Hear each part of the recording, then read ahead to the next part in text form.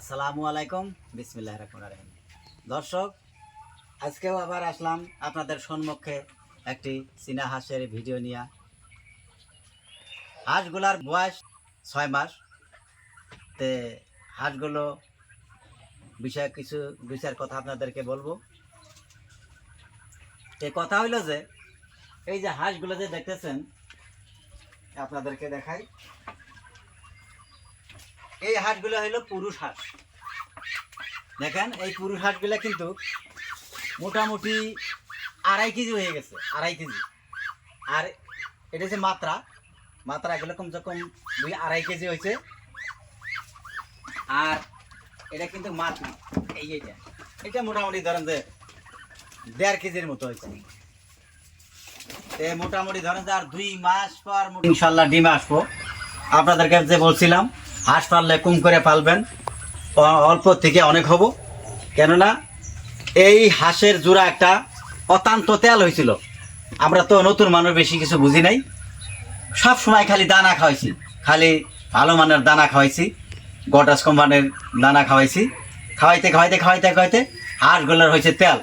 এখন থেকে হঠাৎ ঘাড় ছেড়ে দিছে। তারপরে মনে করলাম হয়তো বেমারি হয়েছে নাকি।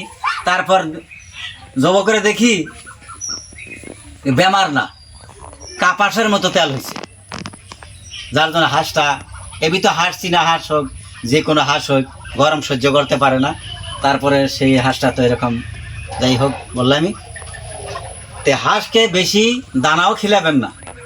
কোনো সময় ধরেন যে দানা দিলেন, একটু যখন এইরকম হয় তখন দানা দিবেন। যদি ডিমের জন্য রাখতে চান তাহলে দানা অত একটা না দিয়ে কোনো সময় ধান দিলেন, কোনো সময় চাউল দিলেন, কোনো সময় হয়তো ভাত দিলেন, এই ধরনের খাওয়াবেন।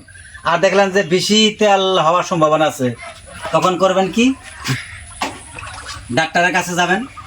ডাক্তারের কাছে যাইয়া ডাক্তারকে বলবেন যে অত্যন্ত হাঁসের তেল হয়েছে, এখন কি করা যায়। ডাক্তারে কি ওষুধ দেয় সেগুলো খাওয়াবেন। আর যদি দেখেন ডাক্তারখানা যাওয়ার আগেই একটা ঘুরিয়ে বুদ্ধি করতে পারেন। ঘুরিয়ে বুদ্ধি মানে কি, আপনার করে বাড়িতে যদি যে তেঁতুলের লাড়ু থাকে, তেঁতুল যারা পুরাতন তেঁতুল কেউ কেউ বাড়িতে রাখে, আর আমরা তো বাড়িতে রাখি, যে হয়তো কয়েকটা হাঁস আছে, পুরাতন তেঁতুলের লাড়ু সামান্য পরিমাণ, মোটামুটি 1-1.5 লিটার পানির মধ্যে মোটামুটি 20 গ্রামের মতন গুলে নেবেন, গুলে হাঁসের সামনে দিবেন।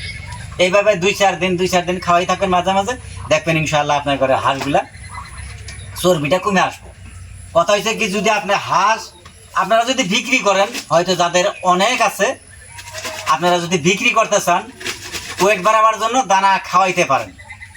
আর যারা ডিমের জন্য পালতেছেন, যে আমি এগুলো দিয়া ডিম হব, ওই থেকে আবার বাচ্চা উৎপন্ন করব, তারা বেশি দানা খাওয়াবেন না। দানা খাওয়াইলে তো হাঁসের জন্য বহুত উপকারী, কিন্তু খাওয়াবেন না। বেশি খাওয়াইলে তেল হব। যার জন্য বলছি,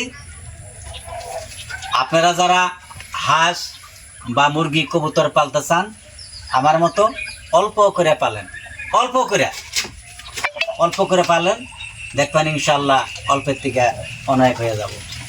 ঠিক আছে। আর কয়েকটা আমাদের কবুতর আছে, দেখি কবুতরগুলো কীরকম আছে, আপনারা দেখতে থাকেন।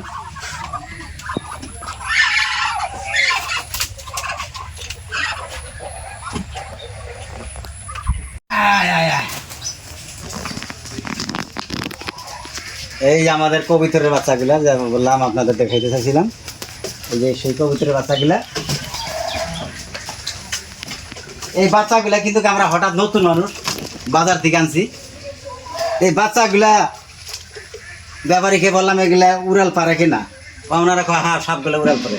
বাড়িতে আনার পরে দেখি যে মোটামুটি 4টার মতন উঠতে পারে। এই যে দেখেন ধর্নায় বসে রয়েছে, আর এগুলো উঠতে পারে না।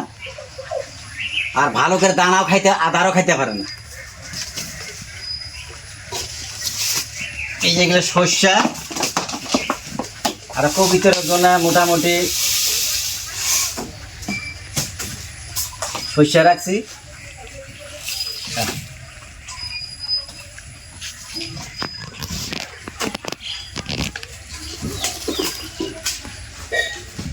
এই বাচ্চাটা ছোট, দানা খাইতে পারে না, শস্য খাইতে পারে না, ফুটা খাইতে চায় না।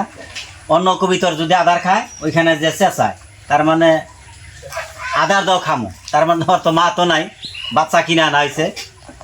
এই যে আর সে বড় যেগুলো এগুলো আদার খায়, এটা বুগলে যে চেঁচায়। হ্যাঁ, খা খা খা খা খা খা খা খা খা খা খা খা।